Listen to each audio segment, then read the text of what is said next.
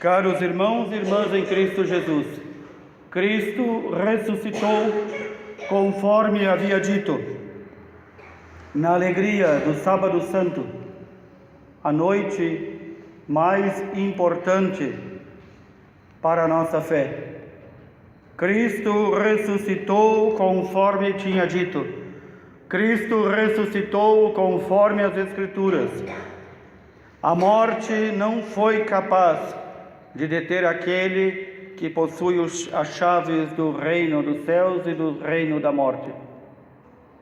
Aquele Senhor que se deu totalmente a nós, que entregou-se profundamente a nós por amor ao Pai, Ele ressuscitou. O Sábado Santo, que é chamada a mãe de todas as vigílias, e da qual nós tiramos o fogo novo, o próprio Cristo, coluna de fogo que vai à frente de seu povo. Esta coluna de fogo, já prefigurada entre os hebreus quando atravessavam o Mar Vermelho, já não é mais sombra, já não é mais luz, é a própria luz. É a própria luz que ilumina todo homem que vem a este mundo. Porque somente no Cristo ressuscitado, o Cristo que se deu totalmente a nós, até o sacrifício total de sua vida, o Cristo que desceu à mansão dos mortos para resgatar todos aqueles que foram fiéis ao Senhor e que ainda não podiam entrar no céu, o Cristo que nos abriu as portas do céu. E mais que isso, prometeu-nos um lugar. É Ele o ressuscitado.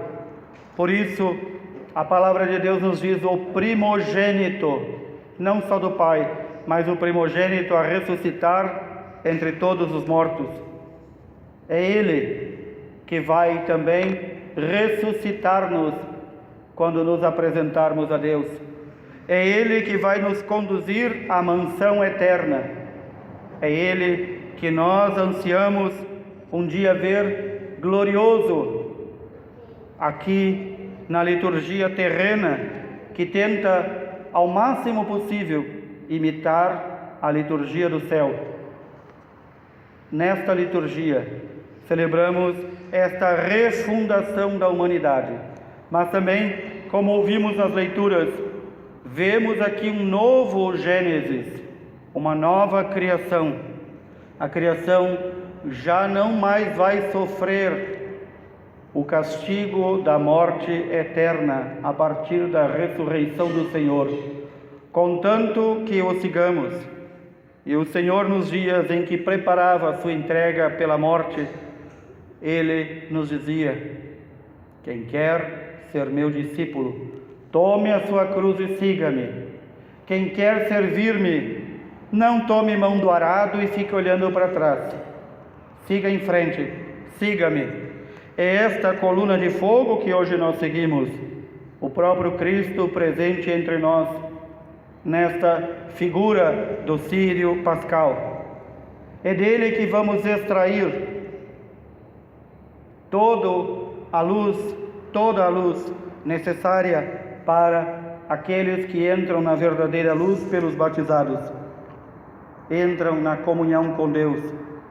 É desta mão direita do Senhor potente e forte que libertou os hebreus do cativeiro e os fez passar o Mar Vermelho a pé enxuto. É nesta mão que confiamos. Mas esta mão nos pede a nossa obediência na fé. Por isso, muito sinceramente, a Igreja, como mãe, que tem que falar a verdade para seus filhos, diz-nos: quem não segue o Cristo, servo sofredor, não é digno de seguir o Cristo na glória. Pensemos sobre isso. Nós, como povo de Deus, o novo povo de Deus, seguidores do Cordeiro Imaculado, seguidores desta ovelha que não abria a boca diante daqueles que a tosqueavam, nós temos vivido como povo de Deus Temos seguido este Cordeiro sem mancha? Ou nós ainda queremos apenas um Cristo ressuscitado? É um sentir doentio em nossa época que todos os que morrem pensam que vão para o céu, para a vida eterna, para a mansão eterna, habitar com Cristo. É um sentir doentio. E digo mais, teologicamente é uma grave heresia. O número daqueles que se salvam só o Senhor sabe. Mas, pela tradição dos santos apóstolos, pela tradição da Igreja, pela tradição que nos foi legada por tantos santos e santas de Deus, sabemos que o número daqueles que se salvam é muito reduzido, é muito pequeno. E qual é a receita para chegarmos à vida eterna? Seguir o Cristo, servo sofredor durante a sua vida, para depois poder ressuscitar com Ele. Veremos amanhã as famílias que aqui não estão. Todas vão, com um sorriso nos lábios, desejar Feliz Páscoa. A quem celebram? O que estão celebrando? O mesmo se dá no Natal do Senhor. Feliz Natal. Aquilo é tão insípido, aquilo é tão vazio, porque falta o único, o principal e o necessário, que é o Senhor. Portanto, é uma falha grave, gravíssima, se não queremos seguir o Cristo padecente para encontrar-nos com o Cristo ressuscitado.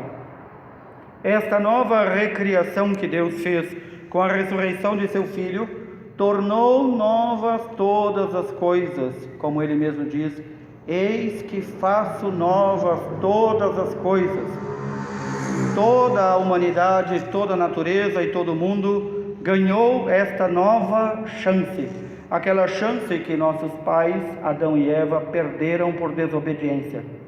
Portanto, é pela obediência a este Cordeiro, é pela obediência ao Cristo sofredor e ressuscitado, é que nós podemos alcançar a vida eterna.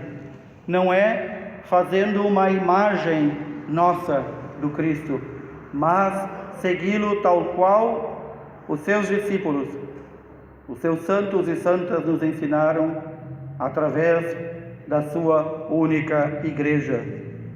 Esta recriação, a qual toda a humanidade foi submetida, foi-lhe dada novamente a chance de adentrar no reino dos céus, que estava fechado. E por isso, ainda ontem, celebrávamos também a recordação que o Senhor desceu à mansão dos mortos, como dizemos no credo, como professamos no credo. O Senhor desceu à mansão dos mortos, lá onde habitavam todos aqueles justas que, apesar de sua santidade, não podiam entrar no céu. Ele foi resgatar todos aqueles que viveram uma vida dedicada ao Senhor, ao próximo, e porque amavam o Senhor, amavam o próximo, e procuravam viver segundo a lei de Deus. Este resgate daquela região como que um limbo, estavam ali nas bordas do paraíso e não podiam entrar. É isto que o Senhor faz conosco na hora de nossa morte. Na hora em que tivermos que comparecer diante do Senhor, nós que vivemos aqui, neste limbo que é a terra, nós que poucas vezes, algumas vezes, podemos já saborear as alegrias do céu, especialmente na Santa Missa, nós então poderemos, se tivermos sido fiéis ao Senhor, saboreá-lo inteiramente. Como diziam os santos padres, saboreá-lo e possuí-lo. Ter Deus em si eternamente, estar voltado face a face e conhecer este Deus tão amoroso que durante anos e anos, séculos e séculos, milênios e milênios, nada mais busca que fazer aliança conosco, desposar a nossa alma. E então o Senhor, antes de partir para o Pai, nos deixa aquilo que de mais importante poderia deixar, da qual nós fazemos parte, a sua esposa, a igreja. E então ele diz que todos aqueles que forem recebidos na sua igreja pelo batismo e o confessarem diante dos homens, estes, ele os confessará diante do Pai, ele os apresentará diante do Pai. O Senhor, tão pródigo de amor para conosco, além de dar tudo o que tinha, também recordemos que na cruz nos deixou sua mãe, e a Virgem Maria foi aquela que nesta vigília, na espera da ressurreição, foi a única que verdadeiramente esperou e confiou em seu Filho. Por isso se diz que nas vésperas desta vigília, até antes de começar esta vigília, a igreja estava representada por uma única pessoa, por aquela que confiou desde o princípio. Pensemos, meditemos, que tristeza e que dor esta mãe sofreu, dor indizível, que nenhuma mãe, por mais que perca seus filhos, sentirá igual, porque nós todos somos injustos. Até nossos filhos que morrem injustamente também eram injustos, e aquele era o justo, o santo dos santos, que foi massacrado por nós, e ela aguentou com o coração partido toda esta dor. Por isso os pais da igreja logo no início vão dizer: no sacrifício de Cristo havia 2 sacrifícios, Cristo com seu corpo na cruz, Maria aos pés da cruz com o seu coração também crucificado de dor. Esta mãe teve a maior alegria que uma mãe pode ter e que nenhuma mãe terá: ver seu próprio filho, conforme havia prometido, ressuscitado. Ela foi também testemunha da ressurreição. Imaginem esta mãe que perde o filho da forma mais terrível, agora o recebe novamente, recebe o seu abraço e o seu carinho, e ele que na cruz a havia deixado para nós, para nos cuidar, ele nos coloca aqui como seus irmãos, aos cuidados de sua mãe. E esta mãe, a única que confiou no filho e que não o abandonou e que ficou ali ao pé da cruz, esta mãe, testemunha da ressurreição de seu filho, ela nos pode ensinar a sermos pacientes, a esperarmos no Senhor, a termos este amor tão grande que o nosso coração chega a ficar dilacerado de estarmos longe do Senhor. Esta mãe que foi dada à igreja para cuidar dos apóstolos, para cuidar dos discípulos, para cuidar das primeiras gerações da igreja, esta mãe não encerrou o seu trabalho quando foi assunta ao céu. Ela continua até hoje nos animando, tentando com todo o seu amor de mãe nos formar, nos educar na mesma estatura de seu filho, na mesma grandeza, ajudando-nos a conformar-nos à forma de Cristo.